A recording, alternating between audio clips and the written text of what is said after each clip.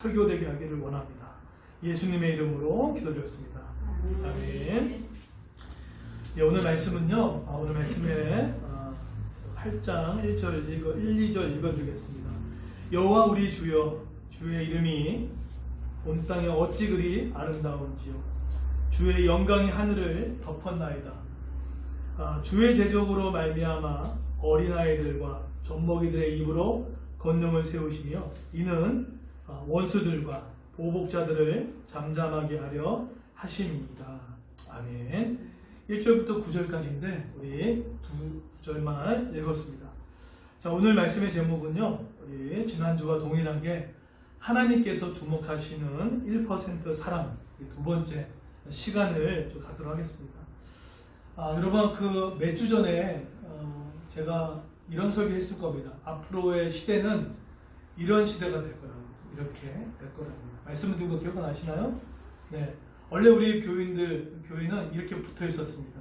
하나님과 붙어 있었고 또 성도와 함께 붙어 있었습니다. 근데 뭐가 터졌죠? 코로나19를 통해서 이렇게 사회적 거리를 두기 시작했습니다. 그러고 나서 점점 완화되어서 이렇게 좁혀지는 시간을 갖다가 또 며칠 전에 이태원의 집단 감염으로 또 어떻게 됐습니까? 또 사회적 거리를 둬야 되지 않는 상황으로 둬야 할 상황으로 또 벌려졌습니다. 그래서 이게 앞으로 백신 나올 때까지 이 시대가 계속 될 거예요. 네. 이거 잊지 마십시오. 이 시대를 지금 우리가 살고 있습니다. 그래서 지금 교육당국에서도 등교 시점에 대해서 계속 지금 유심히 논의하고 있는 것을 듣게 되었습니다. 어제 우리 한림대학교 이재갑 교수, 감염내과 교수입니다. 지금 현재 국가보건당국에 들어가서 실제적인 보수적인 목소리를 지금 내고 있는 젊은 집사님이자 교수님이십니다. 근데 이분이 어제 TV에 나와서 상당히 좀 진중한 얼굴로 얘기를 하더라고요. 그러면서 두 가지 이야기를 하고 있는데, 첫 번째는 이태원의 집단 감염에 대해서 어떻게 첫 번째로 평가하고 있냐면, 국가의 정부가 시그널 오류를 줬다는 겁니다. 이제 그분의 이야기입니다. 그 얘기는 뭐냐면, 우리가 그 한급 연휴가 있지 않았습니까? 근데 한국 연휴 때 마치 이 느낌이 다 풀어지는 느낌이었습니다. 그러고 나서 일상의 방향으로 돌아간다. 사실 이러한 시그널이 약간 다소 잘못됐다라는 강한 지적이었습니다. 아무래도 이 한국 연휴 때 쉽게 풀어질 수 있잖아요. 사실 그때 놀았던 그것이 지금의 2주 후의 증상이 나왔다라고 하는 이야기를 듣게 되었습니다. 그리고 두 번째로 얘기하는 건 뭐냐면, 이 등교 시점에서 계속해서 요청을 했다는 거예요. 등교는 지금 아니다 라고 보수적인 입장에서 얘기를 하고 있다는 얘기를 합니다. 그러면서 그 인터뷰 내내 얼굴을 한 번도 웃지 않더라고요. 웃지 않고 그 이야기 속에 그 너머에 이게 하루아침에 끝날 문제는 아니구나, 여러분 알고 있다시피 끝날 문제가 아니구나 라는 생각들을 하게 됐습니다. 그래서 여러분 크게 스트레스 받지 마시고, 어쨌든 백신이 나올 때까지 이것은 꾸준히 이어질 겁니다. 그래서 우리가 잘 적응하고 하는 것이 중요하다고 생각합니다. 자, 그러면 적응을 한다 그러면 큰 그림 안에서 적응을 해야 되잖아요. 그렇죠? 우리가 물론 마스크를 쓰고 손을 씻고 또 기침 예절을 지키는 것도 있지만, 하지만 우리의 일상이 그것으로 끝납니까? 미래도 살아나야 되고, 앞으로 일자리가 어떻게 될 것이고, 또 앞으로 생활이 어떻게 될 것인지 그렇게 지금 봐야 되는데, 그러기 위해서 큰 그림이 필요합니다. 그러면 큰 그림을 보기 위해서는요, 정말 석학들의 도움을 받아야 됩니다. 그렇죠? 우리보다 이걸 집중적으로 연구하고 있는 사람들의 이야기를 들을 필요성이 있죠. 여러분, 포스트 코로나가 터지고 나서 세계 주요 기관들의 석박사들이 모여서 미래 시나리오를 짰습니다. 그때 모였던 사람들이 누구였냐면, IMF 국제통화기금에 있는 그 인재들이 모였고요. 국제협력개발기구의 세계은행 UN 인재들이 모였고요. 수많은 전문가들이 모여서 분석과 논의를 거쳤습니다. 각 분야 가운데 경제, 또 문화, 기술, 창업, 기타 등등 모든 일자리를 다 모여서 분석하고 논의했습니다. 근데 이 논의됐던 이 보고서가 무려 수백 페이지에 관련된 거예요. 그런데 이 수백 페이지가 또 우리나라 현실에 안 맞을 수도 있잖아요. 그렇죠? 그래서 이 안 맞을 수 있는 이것을 또 우리나라에 정말 탁월한 인재들이 모여가지고 전문가 4명이 모여가지고 이 정책 보고서를 다시 분석했습니다. 한국적 상황으로. 그래서 나왔던 책이 뭐냐면 한번 띄워주실까요? 그래서 나왔던 책이 뭐냐면 이 책이에요. 미래 시나리오 2021년이라는 책입니다. 이 책이 우리나라의 실정에 맞게끔 앞으로 포스트 코로나가 어떻게 될 것인가에 대한 부분들, 그리고 우리 실제적으로 우리 살아가는 우리 서민들이 어떻게 생각해야 될 것인가 큰 그림을 보여주고 있습니다.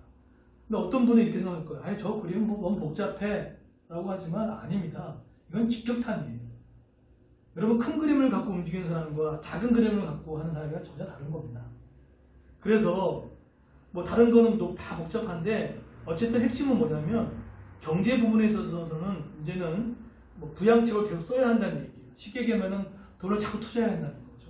그리고 두 번째는 기술에 있어서 여러분 주일학교 우리 엄마들이 계십니까? 한 3년 전부터 AI에 대해서도 많이 이렇게 증폭이 됐지만 이것에 대해서 더 본격적으로 연구가 많이 될 겁니다. 그래서 만약에 혹시 자녀의 미래를 준비하고 있는 엄마들이 있다 그러면 이 AI 연구에 대해서 좀 더 투자하면 좋을 것 같아요. 그쪽으로 보내도 너무 좋을 것 같아요. 앞으로 이거는 계속 갈 겁니다. 또한 창업의 부분에서도 자본이 이제 국가의 자본이 이 창업 쪽에 많이 쏠린다는 거예요. 소상공인한테 많이 쏠린다는 거예요. 그래서 조금 더 지혜롭게 보게 되면 국가 정책 가운데 받을 수 있는 혜택이 많다는 얘기예요. 그만큼 지혜롭게 하는 것들이 너무나 중요합니다. 자, 그러면 서비스도 마찬가지입니다. 그런데 이 모든 부분도 다 얘기할 수 없지만 가장 눈에 띄는 공통적인 특징이 뭐냐면 비대면이라는 거죠. 이게 핵심의 특징입니다. 자, 그러면 저는 여기에서 더 좁히겠습니다. 그러면 더 크게 세계 석학들이 했던 분석 보고서, 또 우리나라의 석학들이 모여서 했던 보고서를 또 저는 목회자로서 우리 한국 교회나 또는 우리 그리스 교회 성도들에 맞게끔 믿는 성도는 이걸 어떻게 적용할 것인지, 이것이 핵심입니다. 그렇죠? 이것이 중요합니다. 자, 그러면 먼저 비대면 알겠어. 그러면 어떻게 살란 말이야? 믿는 우리는 방법이 또 달라야 되거든요. 자, 오늘 그것을 살펴볼 건데 그 살펴본 그것에 하나님이 주목하는 1%가 있어요. 대체 누굴 주목할까? 자, 먼저 여러분 한번 여쭤볼게요. 비대면 사회를 먼저 경험했던 한 인물이 있습니다. 그게 누굴까요? 우리보다 몇천 년 전에 이 비대면을 경험했던 사람이 있어요. 사람과 접촉이 뜸한 곳에서, 들판에서, 또 공기 좋은 곳에서, 요즘 등산 많이 하잖아요. 거기서 비대면을 몸소 실천했던 사람이 있었습니다. 그게 누굴까요? 다윗입니다. 다윗은 오늘 본문에 보게 되면요, 이 시편 8편은 뭘 얘기하고 있냐면 창조의 신비를 얘기하고 있는 8편이고요. 이 시편 8편은 별명이 있어요. 어떤 별명이냐면 창세기 1장의 메아리다라고 얘기해요. 이게 별명이에요. 근데 이 시편 8편은 얼마나 유명한 장이냐면 여러분 전통적인 유대교에서 성전 예배 드릴 때 이 8편을 사용했다고 합니다. 그리고 나중에 후기 기독교 공동체에서 예수 승천을 기념할 때도 이 시편 8편을 낭독하는 일로 쓰임받던 그 구절이 바로 시편 8편입니다. 자, 그러면 이 시편 8편은 음악인들이 본다 그러면 이건 어떤 곡조로 되어 있을까요? 자, 문제 내볼게요. 천천히, 아니면 빠르게, 아니면 기쁘게, 흥이 넘치게. 예, 기쁘고 흥이 넘치는 곡조로 쓰여진 말씀이 오늘 시편 8편입니다. 그런데 오늘 8편을 썼던 이 시편 기자인 이 다윗이 이렇게 너무나 경쾌하고 밝았던 분위기의 시편을 썼는데 그 당시 때 다윗의 삶은 그랬나요? 아니요. 당시 다윗의 삶은 왕이 되기 아주 전전전입니다. 그죠? 그의 직업이라고 하면 천하게 여기는 뭐였습니까? 목동이었습니다. 양치기 어떻게 보면은 이 이스라엘의 문화 보게 되면 가장 하류층에 속하는 직업이었습니다. 그런데 오늘 시편 8편은 뭘 얘기하고 있냐면 창조주 하나님에 대한 영광을 써내려갔어요. 그리고 여기에는 내 사명이 뭐냐라는 것을 써내려갔어요. 이게 시편 8편이에요. 언제 쓰여졌다고요? 비대면, 주목받지 않던 시대, 주목받지 않았던 시간들, 그때 다윗이 이걸 써내려갔다는 거예요. 그런데 나중에 다윗은 어떤 하나님께 칭호를 듣습니까? 다윗은 나에게 마음에 합한 자라고. 그러면 여러분, 다윗이 이 비대면 사회이고 주목받지 않은 이 시간, 정말로 남들이 주목받지 않은 이 시간 가운데 다윗이 대체 어떤 것이 있었기에 하나님이 주목하셨을까요? 두 가지만 살펴보도록 하겠습니다. 대체 뭘까요? 첫 번째는요, 오늘 본문에 보시게 되면 다음 거 떼어주시겠습니까? 첫째는 한번 같이 읽어보겠습니다. 다 보이시나요? 같이 하나님이 다윗에 이걸 주목하신 거예요. 자, 한번 읽겠습니다. 시작. 하나님의 능력을 의존하는 사람을 주목하신다. 네, 뭐라고요? 하나님의 능력을 의존하는 사람을 하나님이 주목하신다. 오늘 이 본문의 배경 보면 다윗이 뭐라고요? 목동이었습니다. 학벌도 없었고요, 주목받지도 못했고, 또 누가 찾아오지도 않았던 사람이었고, 또 8째 아들이었습니다. 그렇죠? 소위 말해서 그렇게 만약에 다윗이 이력서를 내면은 금방 취업이 어려운 사람이었어요. 그렇죠? 그리고 이 다윗이 전장에 나갔을 때도 부르지 않았던 사람이었습니다. 그만큼 주목받지 않았어요. 그런데 다윗이 썼던 단어에 하나님의 능력을 의존하는, 정말 아무것도 없는데 어떻게 이걸 의존했을까? 그 구절이 1절입니다. 읽어드릴게요. 여호와 우리 주여, 주의 이름이 온 땅에 어찌 그리 아름다운지요. 주의 영광이 하늘을 뭐했다고 그러죠? 덮었나이다. 그런데 이때 다윗이 썼던 단어가 있어요. 무슨 단어냐면요, 여러분, 사람이 입으로 나오는 단어는요, 머릿속에 사상과 철학을 얘기하고 있거든요. 글이 사상이라고 하잖아요. 근데 다윗이, 이 목동 다윗이 어떤 단어를 사용했는지 보세요. 여호와 우리 주여라는 단어를 사용했어요.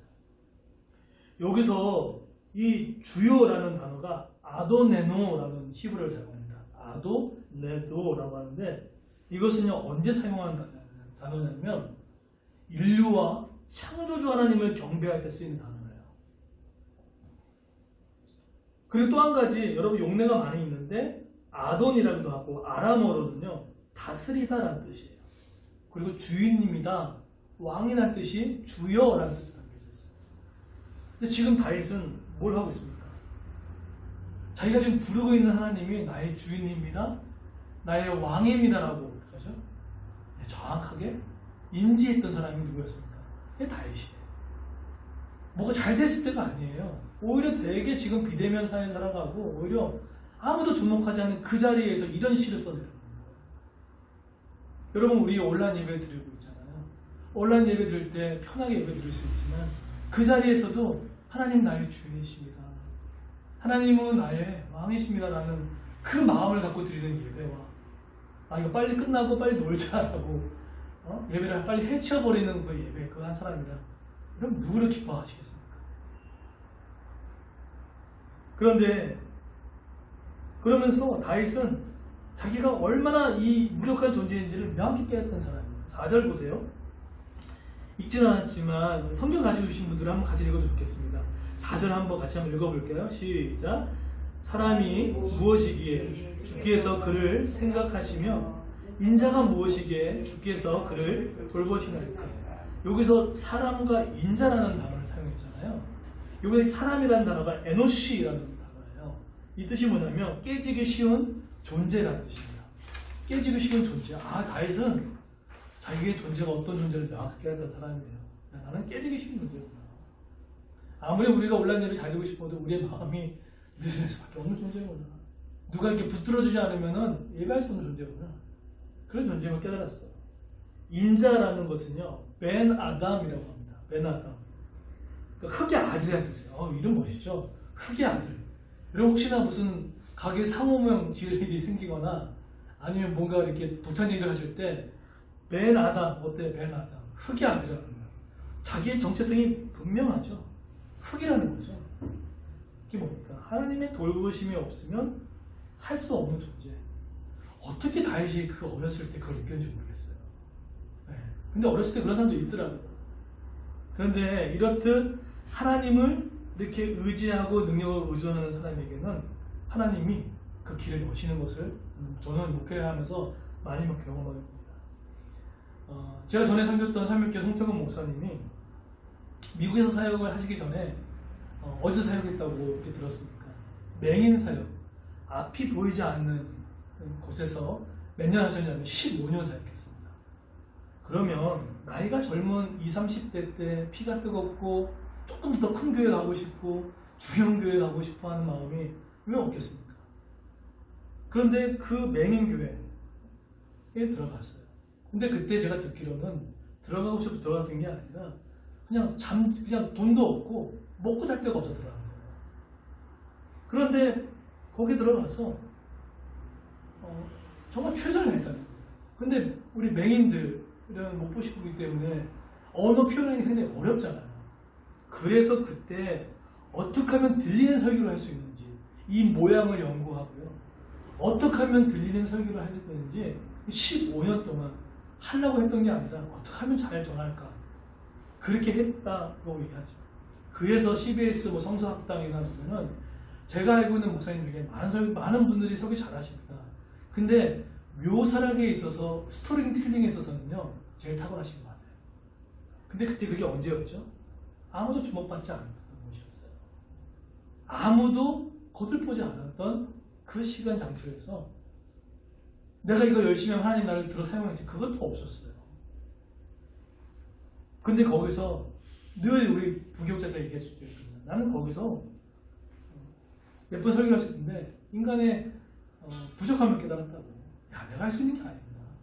그때 그 이후로 미국의 유학의 길이 열리고 또 미국에서 목회하는 길들이 열려서 지금의 자리에 있었다라는 그런 고백들을 많이 듣게 되었습니다. 정말 우리 인간은요 정말 하나님의 능력을 의지하고 맨 아담 내가 흙같은 존재라는 것들을 깨닫기 시작했을 때 그때 일하시는 거죠. 얼마 전에 어버이날이었죠. 우리 이제 양가 어르신들 식사 대접을 하고 그 다음에 저희 포항에 계신 장모님에게도 인사를 드렸습니다. 근데 이제 대화하는 중에 장모님이 이제 그런 이야기를 하시는 거예요. 장모님이 30 중반인가 후반 때 건물주였다고 합니다. 여러분 요즘에 조물주도 우연히 건물주잖아요. 30 중반에서 30 거의 후반 때 건물주였다는 거예요. 그래서 그때 정말 제일 잘 나갔어요. 그 포항제철 바로 옆에 가게가 건물이 있었다고. 지금도 그 자리에 건물이 있는데 그런데 어떤 상황인지 갑자기 이사를 가진 않았겠지만 어떤 상황 가운데 갑자기 사람들이 이제 몰려 나갔다는 거예요. 갑자기 하고 있는 이 상권이 죽어버리고 만 거예요. 그래서 열심히 이제 서울에 올라오셔서 음식도 배우시고 여러 가지 전문 음식도 많이 배웠겠죠. 근데 해도 안 되는 거예요. 그러다가 정말 마지막 이거 하고 그만두겠다고 해서 2억을 대출받았다고 합니다. 그래서 2억을 대출 받고 나서 했을 때 그때 너무 장사가 안 되니까 주방장 다 내보내고 본인이 다 뛰셨다고 얘기해요. 그런데도 손님이 안 오더라는 거예요. 근데 매달 그때 제가 듣기로 이자만 2억 한 200만 원, 300만 원 정도 매달 나갔더라고요. 200만 원이 나왔어요. 네? 2천만 원? 한 달 이자요? 네. 우리 아내가 한 달 이자 2천만 원이래요. 엄청나죠? 근데 그걸 하루하루 견뎌보게 생각해 보십시오. 여러분 빚에 쪼달리는 거 엄청 힘들잖아요. 그런데 이 답이 안 보이는 거예요. 그러다가 이렇게 망연자실하고 있는데 아버님이 교회 갔다 와서 이렇게 얘기했다는 거예요. 전화상 그러시더라고요. 뭐라고 얘기했냐면 여보나 하나님의 응답을 받았어. 근데 너무 절박한 게 그 얘기가 궁금하잖아요. 뭐냐고 했더니 들어오는 손님을 왕처럼 대우하라고 그런 응답을 받았다는 거예요. 근데 장모님이 답답하다는 거예요. 내가 왕처럼 안 되는 게 뭐가 있냐는 거죠. 열심히 했는데. 그래서 그 얘기 듣고 가게 문은 닫진 않았지만 집에 올라가셔서 대성통곡을 했다는 거예요. 하나님 저 어떻게 하냐고. 하나님 저 어떻게 하냐고. 매달 2천만 원 이자를 주고 어떻게 상환을 하냐고 하나님. 막 울고 불고 했다는 거예요. 근데 그 다음 날인지 며칠 후인지 잘 모르겠지만 어떤 분이 쓱 해서 가게에 들어왔다는 거예요. 근데 이제 들어왔는데 이분이 장모님이 생각했던 돈보다 2억이 더 많게끔 그 건물을 묻지도 않고 매입을 했다는 거예요. 사겠다는 거예요. 그래서 누구 소개받고 왔냐? 그렇지 않다는 거예요. 그냥 왔다는 거예요. 그러면서 저한테 무슨 이야기를 해주시려고 이 얘기를 꺼내셨냐면 문서방이라고 하니까 문서방 내가 진즉 내 마음 가운데 하나님 저 정말 못해요. 하나님 저 정말 할 수 없어요. 라는 기도의 선행들이 더 필요하지 않았을까 그런 이야기를 하시더라고요. 여러분 하나님이 우리를 들어 사용할 수 있는데 우리가 너무 지고 있고 우리가 하려고 하는 거 혹시 있지는 않을까요? 근데 오늘 다윗 목동 어린 다윗은요 하나님의 여호와의 영광을 드높이고 창조주 하나님을 높여드리는 의존하는 어린아이 같은 그런 믿음 가운데 하나님께서 마음이 합한 자로 들어 사용합니다. 이것이 우리에게 요구하는 것이 아닐까라는 생각합니다. 여러분 지금 인생의 경험도 많으실 거고 방법도 아실 겁니다. 그런데 그거 너무 붙들지 마십시오. 필요 없다는 얘기가 아닙니다. 더 어린아이 같이 나는 벤 아담이다. 나는 에노시다. 깨지도 쉬운 존재다. 주님 지금 하고 있는 일 가운데 은혜를 주십시오. 지금 하고 있는 우리 하나님의 새로운 길을 열어주십시오. 날마다 구하는 것. 그래서 기도하는 사람이 겸손한 거예요. 정말 기도를 하는 사람이 하나님 앞에 정말 겸손할 거예요. 근데 그 사람은 하나님이 주목하시는 1%의 사람이라는 것입니다. 두 번째입니다. 두 번째는 하나님은 한번 띄워줄까요? 두 번째는 누구를 주목하시냐면 한번 읽어보겠습니다. 시작. 하나님의 사명을 감당하시는 사람을 주목하신다. 네, 하나님의 사명을 감당하는 사람을 주목하신다는 거예요. 다윗이 지금 본문에 보면은 뭐 지금 하는 거 별로 없잖아요. 그죠?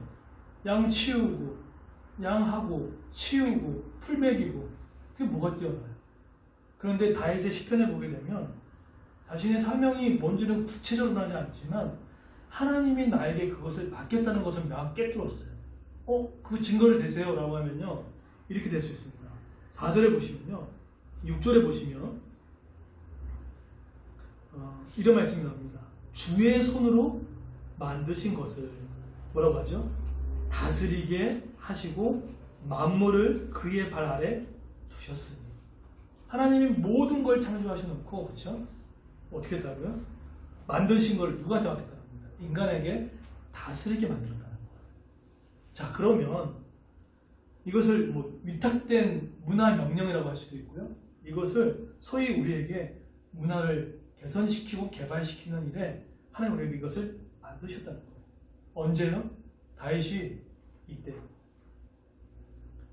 결국은 다윗은요, 하나님께서 이 모든 것들을 다스리자고 하신 것에 대한 명확하게 사명을 깨뜨렸다는 거죠.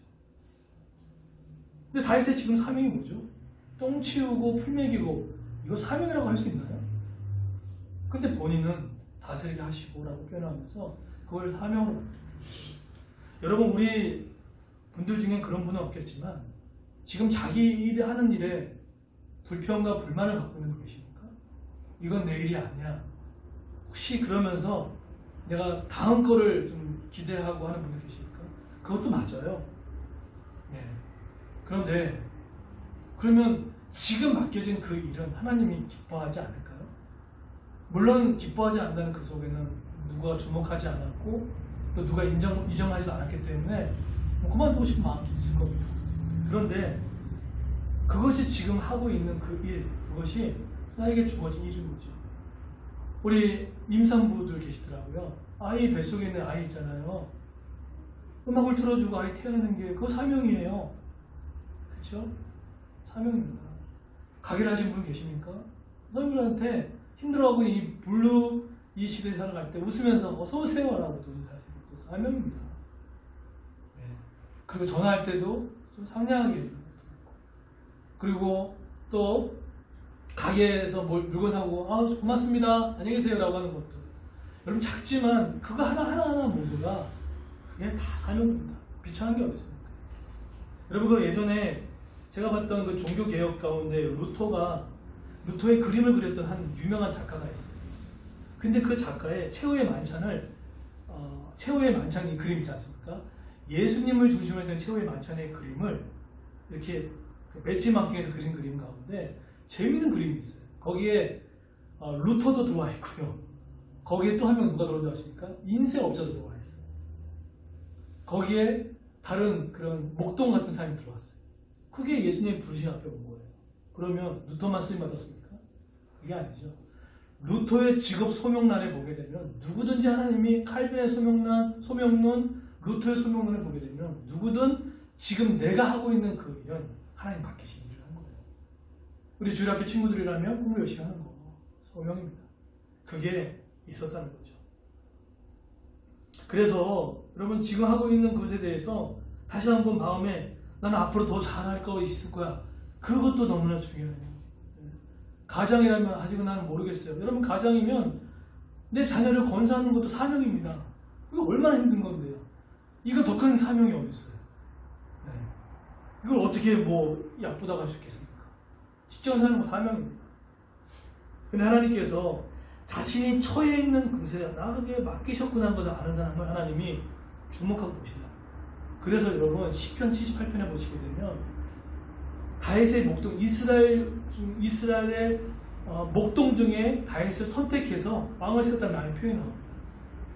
하나님이 여러분 같으면 좋은 대학 나온 사람 뽑을 수 있을 것 같은데 하나님이면 내가 지금 그거 하고 있는 일에 최선을 다하고 있는 그 사람을 눈여겨보셨다가 때가 됐을 때 하나님이 들어 사용하세요. 그게 하나님이 주목한다는 겁니다. 큰일 앞두고 내가 하고 있는 작은 일에 결코 소홀하지 마십시오. 소홀하지 마십시오.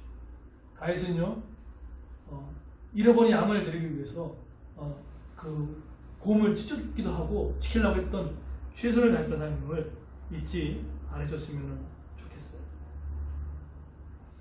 그래서 우리가 이렇게 좀 했으면 좋겠어요. 저는 요즘에 많은 것 중에 어떤 생각을 제일 많이 하냐면 내가 가진 저도 작은 게 많지 않잖아요. 이 작은 것을 어떻게 하나님과 이웃을 위해서 쓸까? 여러분 그거 아세요? 제가 이 고민하고 생각하니까 길이 열려요. 작은 도서관의 길도 열리고요. 어제도 종로 그 도서관에서 연락이 와가지고 어떤 프로그램이 있습니다. 심지어는 사설을 보내주셔가지고 동아리를 보내드리고 이 책을 분리해주겠다는 것까지도 연락처도 알려주고요. 책도 1년에 80권씩 보내주겠다고 연락도 오고 하나님께서 내가 가진 것을 하나님을 위해서 사회적 약자를 위해서 쓰고자 하는 마음과 생각만 있으면요. 그 길이 보입니다. 내가 뭘 추구해서 이득을 얻을 생각하지 마시고요. 그것이 집중입니다. 그래서 하나님이 주목하는 사람 두 사람입니다. 첫 번째 뭐라고 얘기했습니까? 하나님 주목하는 첫 번째 뭐라고요? 하나님의 능력을 인정하는 사람. 두 번째로 뭐라고요? 하나님의 사명을 잘 감당하는 사람. 하나님 주목하십니다. 그런 은혜가 있는 저 여러분 되기를 예수님으로 축원드리겠습니다. 아멘.